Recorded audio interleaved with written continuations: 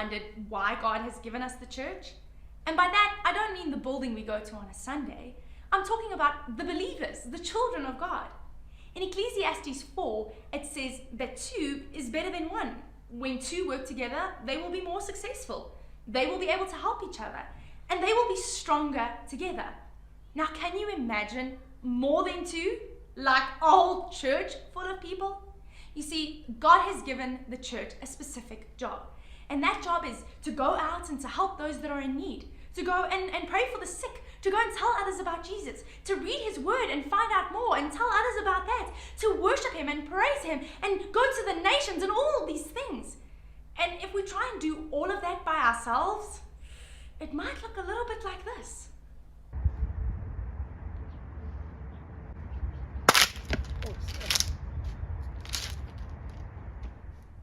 In Ephesians 1, verse 22 to 23, it says that Jesus is the head of the church. That means that he's the leader of our church. And when we remember that and we are led by his Spirit, then God will unite us together.